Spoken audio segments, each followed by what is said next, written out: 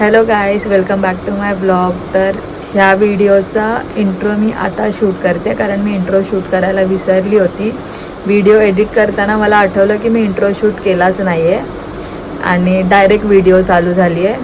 So आता झोपून उठली आहे आणि आता रात्रीच्या डिनरचं काहीतरी बघायचं आहे. आता सकाळी एवढं हॅवी झालेलं, सो रात्री काहीतरी लाईट म्हणून खिचडी बनवते.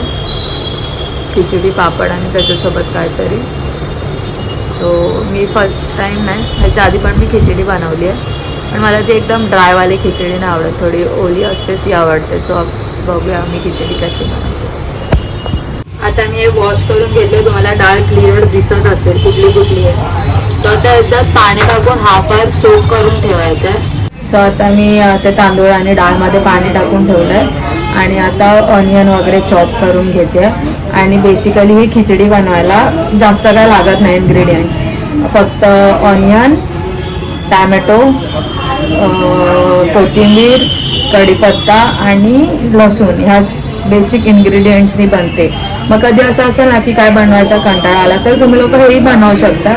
आणि खूप हॅवी झाला असेल तेव्हा हे खूप लाईट आणि टेस्टी असं चमचमीत खिचडी ही बनते. सो आता मी सगळं फटाफट चॉप करून घेते.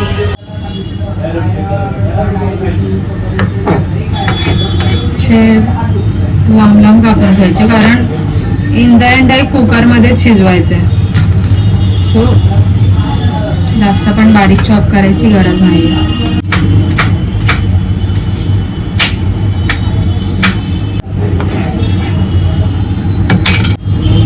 सो आता सगळं कट करून झालंय. आता भेंडी धुवून घेतली आहे, त्याला बेसन वगैरे लावून मॅरिनेट करून ठेवेन कारण ते भेंडीचं जे त्याचं निघतं ना असं ओलं ओलं असतं, तर त्याच्यामुळे ते सगळं बेसन वगैरे जे काय मिक्सचर आहे ते त्याला चिपकून राहील आणि मग ते तळताना बाहेर निघणार नाही. म्हणजे कसं ऑइलमध्ये होताना ते निघणार नाही, म्हणून मग थोडा वेळ ते ठेवायचं असतात. मी विचार केलेला ह्याच्यात म्हणजे थोडा वेळ ठेवेन. आता ऑलमोस्ट 9 वाजायला आले, मग जेवणार कधी काय करतो फटाफट पुसून घेते. भेंडी मस्त सुकवून घेतली आहे. स्लाईट कट करून घेईल लांब लांब लांब लांब आणि त्याच्यानंतर मग त्याच्यावरती बेसन वगैरे टाकून 5 minutes later.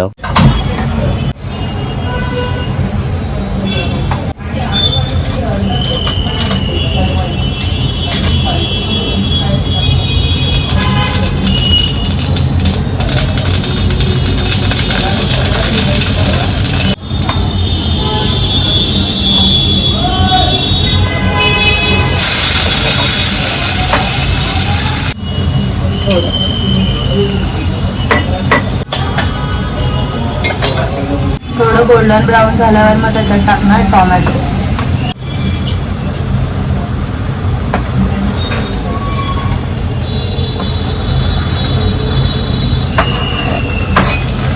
सगळं टाकून थोडीफार मधली कुकिंग प्रोसेस मी टाईमलॅप्समध्ये शूट केली कारण जर मी नॉर्मल व्हिडिओ शूट केली असती तर व्हिडिओ खूप मोठी बनली असती आणि सध्या सगळे बिझी असतात. सो मोठी व्हिडिओ बघणं कोण प्रिफर करत नाही. हा शॉर्टकट मी यूज केला टाईम कन्झ्युम करण्यासाठी आणि आय होप तुम्ही समजून घ्याल. सो हे भेंडी असे चॉप करून घ्यायचे, चांगले सुकवून लांब लांब. Now it's time to add masalas in this bhindi. So मसाल्यांमध्ये हळद, लाल तिखट, गरम मसाला आणि धना पावडर ॲड करायची.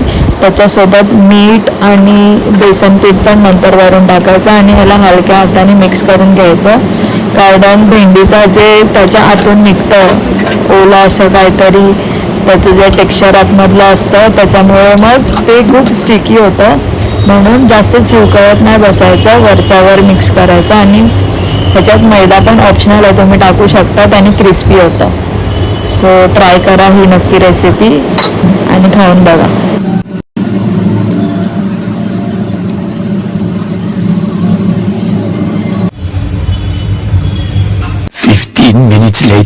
सो आजचं माझं जेवण बनवून तयार आहे. हे भेंडी फ्राय आणि खिचडी.